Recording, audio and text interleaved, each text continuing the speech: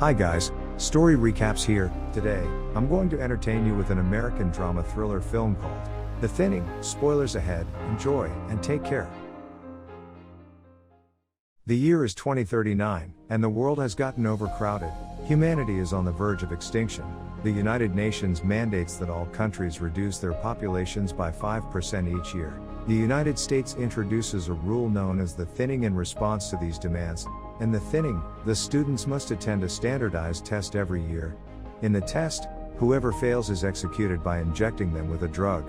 The movie starts as Lena Michaels is tutoring a high school kid named Simon. Simon appears to be having trouble understanding the equations, so he approaches Lena for assistance. She takes out a box of lenses from her bag and delivers it to him.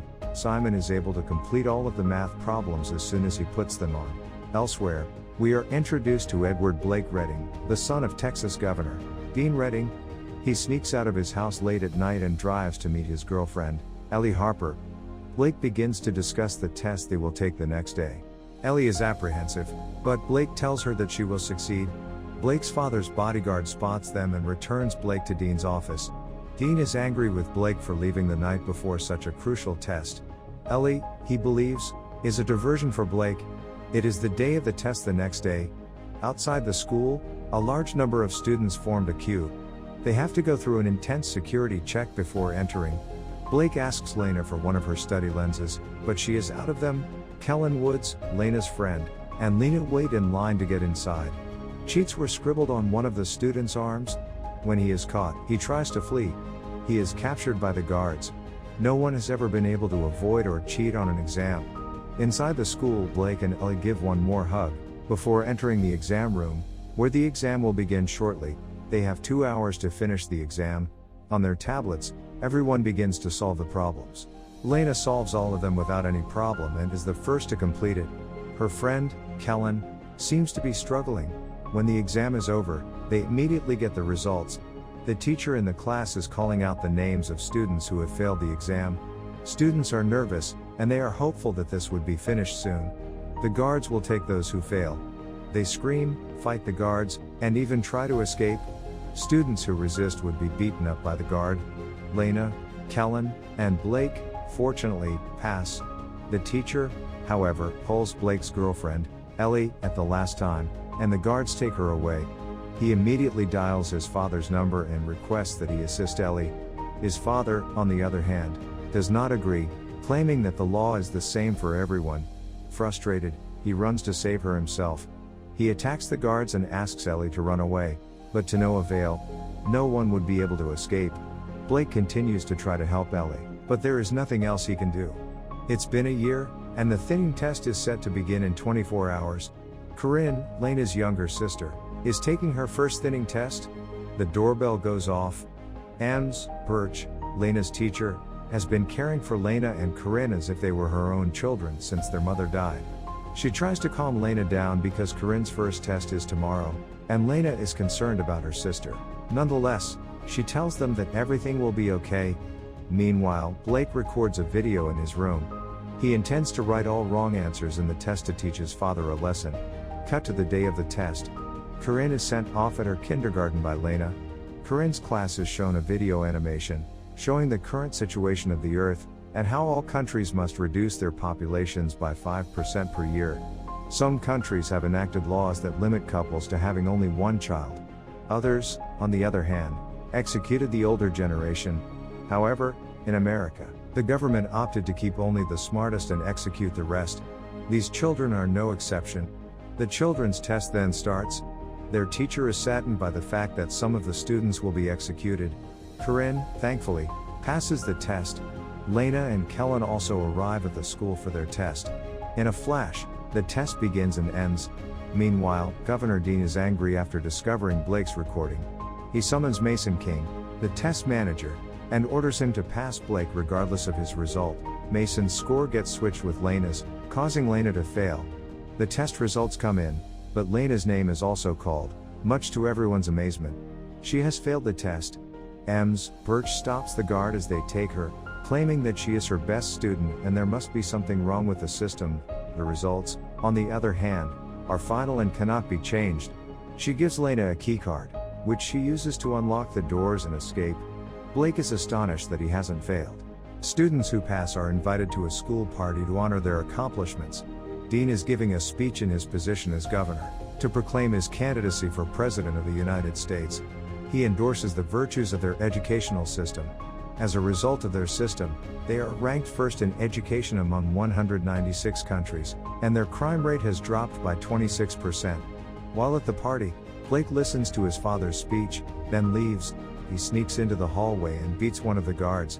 He then goes into the control room. Meanwhile, Lena and the failed students are taken into a room and pushed against a wall, where they are partially undressed down for decontamination. Then Lena and the others are led to a chamber where they will be executed by fatal injection by the guards. Blake abruptly turns off the power, leaving the entire campus in the dark. The students who are due to be executed use this opportunity and attempt to escape. But none of them succeeds, except for Lena. She uses the keycard her teacher had given her, and gets out of the room.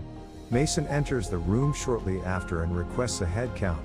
They discover Lena is missing and begin searching for her. Blake finds Lana and assists her in fighting one of the guards.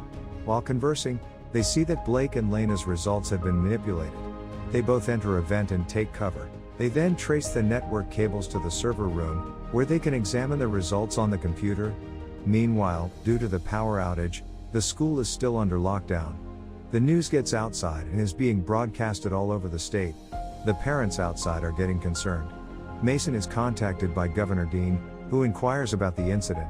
Meanwhile, one of Blake's vents collapses, causing him to plunge into the swimming pool below. Lena chases him down. She pulls him from the water, but he remains unresponsive. Lena performs CPR on him and saves his life. Blake and Lena change into some clothes found in the lockers at the pool. They proceed via the vents to the server room, but there is a guard standing in front of the entrance. Moreover, Lena's keycard falls down the vent in front of the guard. He doesn't notice the card, but now she has to get it back somehow. Her plan is to go to the science lab and tie a string to a magnet in order to fish the key through the vent, so they go down to the lab to get the necessary equipment. However, they make a small noise in the lab, forcing the guard to approach the lab. They try to escape as quickly as they can. Lena makes it back to the vents, but Blake is trapped in the lab. Lena makes her way through it, looking for the keys. She successfully raises it halfway when it is abruptly caught by a guard. But it turns out that it is Blake disguising as the guard. He had beaten the guard and put his clothes on. Shortly after, the guard they had attacked earlier informs Mason of their actions. He reveals that Lena was carrying a keycard. Mason collects all of the teachers, suspecting that it has been handed to their students by someone. Ms. Birch flirts with another teacher and manages to steal his keycard while in the room with other teachers. Mason continues checking the teachers for their keycards and ID cards. Birch saves herself by showing them the card. Mason threatens the other teacher with telling them where Lena is if he doesn't get his. As Mason beats him, he swears he doesn't know anything. Lena makes it to the server room at long last. She uses the key card to access the computer, but Mason has it password protected. She then texts Kellen, who is an expert hacker, and asks him to grant her access. Kellen receives Lena's text after some time has passed. He assists her in navigating Mason's PC. Lena then searches for her results and finds out she got 98% but still failed, while Blake got 15% and passed. She digs deeper and discovers that Ellie, too, had received an 88% and failed, while others with lower grades passed. Lena learns that the grade system is rigged, and that the governor has been failing anybody he wants. Kellen receives a file containing the falsified grades from Lena. The power is quickly restored, and Mason notices that she is in the server room. Lena notices this and escapes. Mason, on the other hand, captures her almost immediately. Blake, on the other hand, hasn't changed his disguise yet. He's with the students that didn't make it. He directs the guard to transport them to the recreational hall with the rest of the kids. However, the guard disagrees, and the two fight. The guards apprehend him and determine his identity. Just then, Kellen receives Lena's message and is surprised to see the rigged results. Kellen is friends with the news anchor, so he quickly emails it to the news channel. The news was broadcast, and the receipts of the altercation were shown in the results. Following the publication of the images, the governor is summoned by his party's leader, who threatens to withdraw his presidential candidacy. Dean Redding refuses to let that happen, so he accuses Mason of everything and claims to be innocent. He attempts to prove it, so he has no choice but to put to death all of those who failed, even his own son, Blake.